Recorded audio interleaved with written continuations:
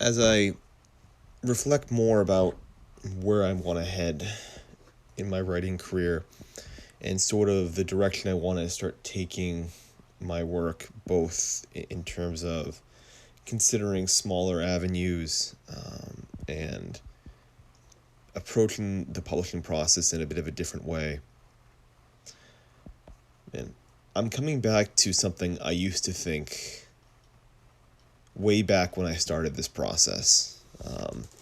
It's an idea that I've held really for most of my writing time, and even up until basically that recent rejection there, and the sort of kind of sit downs I've had with some of my writing buddies over the past week. um, it's still it's still there, and it's kind of starting to go away. But when I started this process out, I wanted to be the next Kobe Bryant of writing. Um, and when I say that, when I say like I want to be like the Kobe Bryant of writing, what I'm talking about is his attitude towards getting into his industry. Kobe Bryant was always an interesting case. He was the first guard that was ever drafted out of high school. He was actually 17 at the time of signing his contract. And basically, he wasn't even old enough to sign it himself. His parents actually had to sign it because he was under the age of 18, or co-signed it or something like that.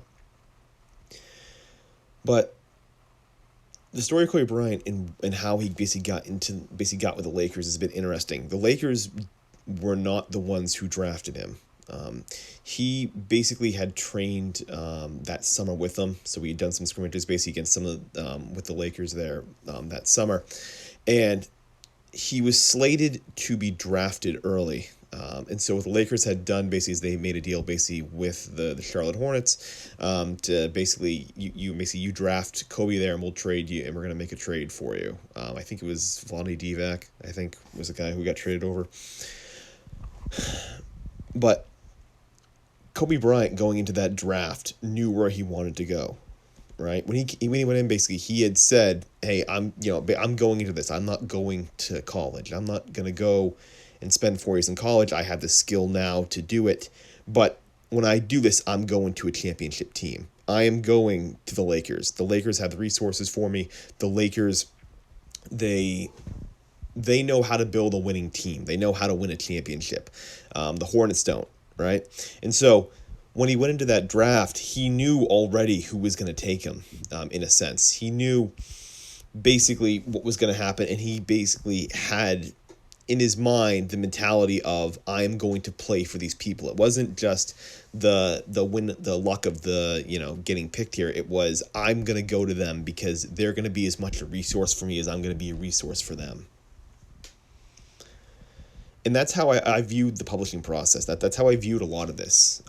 I very early on, and even like I said, up until basically now, have maintained that a lot of my work, because it was getting rejected by some of the top magazines when it comes to my short stories that I wrote. A lot of top magazines were rejecting me. Obviously, you've seen now with the publishing rejection of my novel there, of Tarot.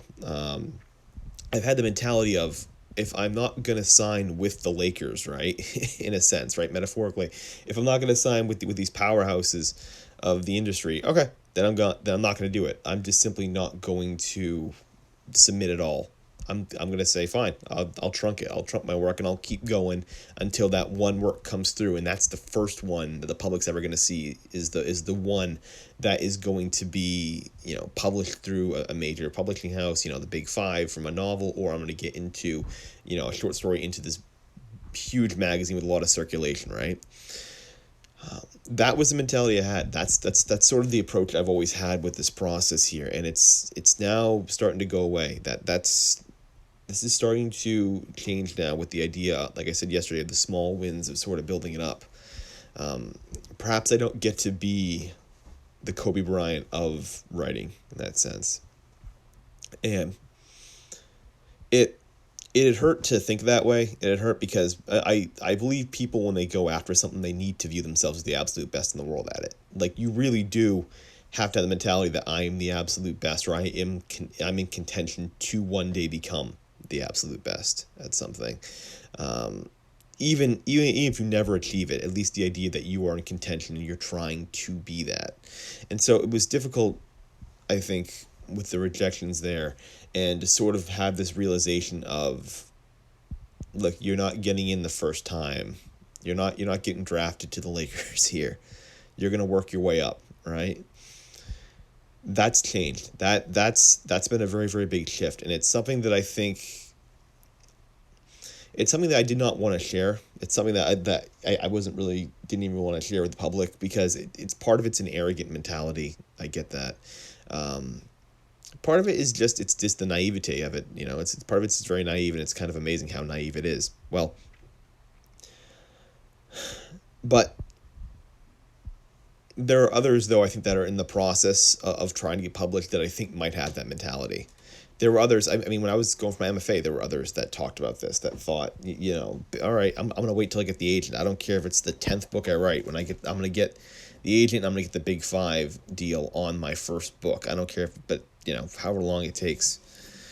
And I'm seeing now that you're going to get further long-term in this game by getting these small wins. It's again, this is something that this is a real revelation that's hit me in like the past few days here. But I think getting these small wins, I think, is going to get me a lot further long term. Not everyone gets drafted to the Lakers the first time, and you're probably not the exception, right? And it's, again, I thought I was. And again, I think people need to be very confident in their abilities, but it's become apparent now that no, I'm not being the Kobe Bryant here. I will one day get published. I will one day be at that, I think, at that top echelon. I do think that over time I'll get there eventually. But I'm not starting off that way. I'm not getting my foot in the door that way. Yeah. So with that, I'm going to be signing off here. I do hope, for some of you that are maybe thinking of the publishing process, and some of you maybe that have that kind of mentality, I hope maybe this story and what I went through over the past couple of days, maybe a bit of a cautionary tale. I hope maybe that's helped. If you did enjoy it, obviously give a like. Any kind of comments are appreciated. But I will see you all tomorrow.